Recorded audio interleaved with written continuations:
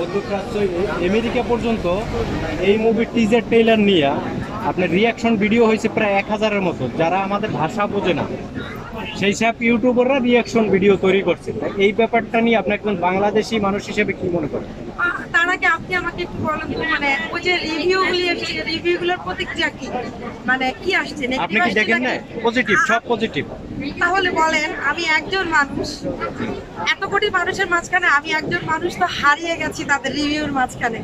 এত ভালো লাগা, প্রত্যেকটা মানুষের এক্সপ্রেশন, প্রত্যেকটা মানুষের বলার যে স্পিয়া ছিল, এগুলোর মাঝখানে এগুলি হিসেবে অন্যান্য কান্ট্রির, অন্যান্য ভাষার একজন বাঙালি হিসেবে আমি প্রাউড ফিল করি যে আমাদের দেশের সিনেমাগুলি এত দেশে যাচ্ছে, সমগ্র বাংলাদেশে, সমগ্র পৃথিবীতে ছড়িয়ে পড়ছে আমাদের সিনেমাগুলি, আমাদের বাংলা ভাষা ছড়িয়ে পড়ছে।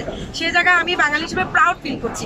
তুফান দিয়েই হোক না তুফানের জয়, তুফান দিয়েই সিনেমা তুফানের জয় হোক। হ্যাঁ, এই যে উড়োদুরা গানটার মাধ্যমে শুরু হয়েছে আপনার টিজারের মাধ্যমে, যারা আমাদের বাংলা ভাষাই বোঝে না তারা এটা নিয়ে খুব পজিটিভ একটা ফিল। যেমন আমরা ইংলিশ গান শুনি বা অন্যান্য গান শুনি, ভাষা বুঝি না, কিন্তু তারপর একটা ভালো একটা ফিল করি না। তাই এই বাংলাদেশ হিসাবে এই প্রথম তুফান মুভি বিশ্বের দরবারে অনেক মানে আমাদের শাকিব খান আগে সুপারস্টার বলতো, এখন মেগা স্টার টাইটেল লেগে গেছে এই তুফানের পর থেকে মেগা স্টার।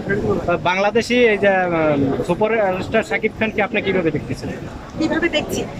অবভিয়াসলি আমিও মেগা স্টার হিসেবে দেখছি, আমিও তার ফ্যান, আমিও শাকিব ভাইয়ের অনেক ফ্যান।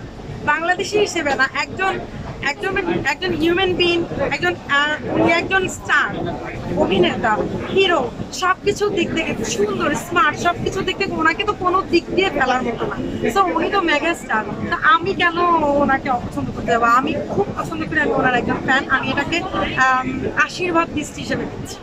কিছুদিন আগেও ওনার প্রিয়তমা এবং রাজকুমার মুভির আগেও ওনাকে নিয়ে অনেক ট্রোল করা হইতো যে ওনার ছবি হাই সোসাইটির লোক দেখে না, সিনেপ্লেক্সে চলে না, এই ধরনের ট্রোল করা হইতো ওনাকে নিয়ে, যে শাকিব খানের ছবি আমরা দেখি না, এই ধরনের কথা বলতো অনেকেই। কিন্তু এই যে প্রিয়তমা, রাজকুমার এবং তুফান মুভি মুক্তি পাওয়ার পরে এই জিনিসটা এখন আর শোনা যাচ্ছে না, এটা নিয়ে একটু যদি বলেন। প্রিয়তমা আমি নিজেই হলে গিয়ে দেখেছি, হলে এসে আমি দেখেছিলাম। আর ট্রল কারা করে? ট্রল করে হচ্ছে যারা হাই সোসাইটি বলে, শব্দটা জানে, এটার মিনিং হচ্ছে না।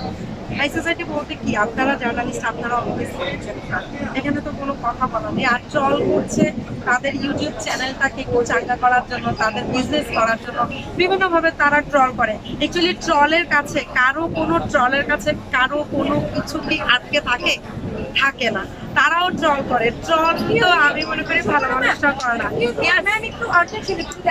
এই যে আপনার তুফান মুভির টিজার বের হওয়ার পরে যারা আগে শাকিব খানকে নিয়ে সমালোচনা করতো বা ট্রল করতো বা শাকিব খানের মুভি দেখতো না, তারাও এই গান এবং টিজার নিয়ে অনেক প্রশংসা করছে, ওনারা রিয়াকশন ভিডিও বানাইছে। এই ব্যাপারটা আপনি কি? আমি এটাকে পজিটিভ থিঙ্কিংই দেখবো। বিকজ যারা দেখতো না তারা নিশ্চয় জানতো না, তারা এখন দেখেছে, তারা জেনেছে, তাই তারা আপে এসছে। এখানে সাধুবাদ করাই উচিত। থ্যাংক ইউ সবাইকে। আচ্ছা, আপনার পছন্দের একজন নায়কের নাম বলেন বাংলাদেশ। আমি বাংলাদেশি, আমি সবাইকে পছন্দ। না, একজনের নাম বলতে। একজনের নাম বলতে গেলে আমাদের সালমান শাহ। বর্তমানে সালমান শাহ তো বর্তমানে। আপনি বলেছেন একজনের নাম বলতে। না, সে তো জীবিত নাই।